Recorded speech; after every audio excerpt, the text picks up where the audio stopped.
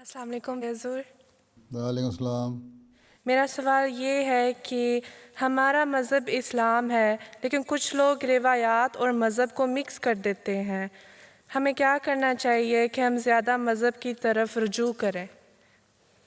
ہمارا مذہب اسلام ہے، اور اسلام کے بارے میں ہمیں کہاں سے پتہ لگتا ہے؟ قرآن پڑھنے سے اور قرآن کریم کا سورس ہے نا، اور پھر حضرت صلی اللہ علیہ وسلم کی سنت ہے، اور سنت کے بعد پھر حدیث ہے۔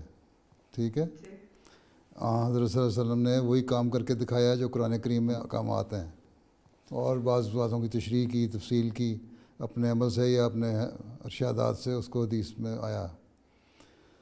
تو اسلام کی بنیادی جو کام ہے وہ یہ ہے کہ اللہ تعالیٰ سے تعلق پیدا کرنا، اس کی عبادت کرنا، اس کا حق ادا کرنا۔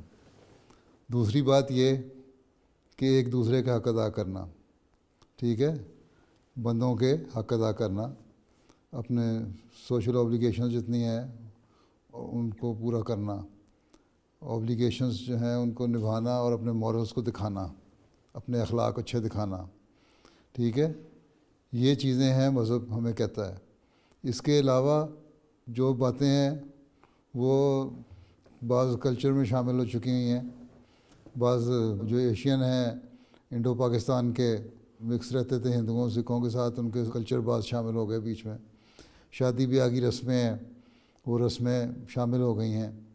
اللہ تعالیٰ تو کہتا ہے کہ بس نکاح جو ہے وہ شادی کا اعلان ہے، لیکن ہمارے ہاں مثلا شادی کی مثال ہے، اس کے بعد رخصتانہ ہوتا ہے۔ ایک روایت بن چکی ہے کہ رخصتانہ بھی ہوگا، نکاح کے بعد بھی رخصت کر سکتے ہیں۔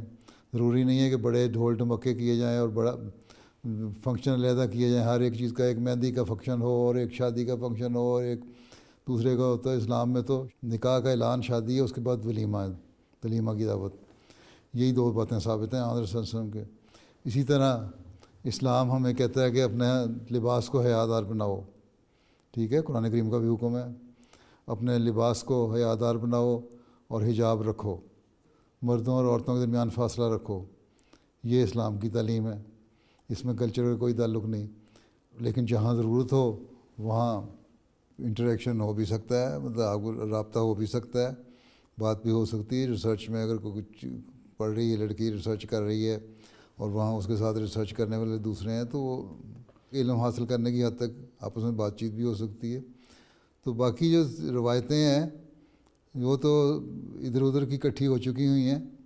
اب دنیا میں بے شمار ممالک ہیں، مختلف لوگ ہیں، مختلف قومیں ہیں، مذہب کے علاوہ ان کی اپنی ٹریڈیشنز ہیں۔ افریقہ میں قبائل ہیں، ٹرائبز ہیں، ان کی اپنی ٹریڈیشنز ہیں۔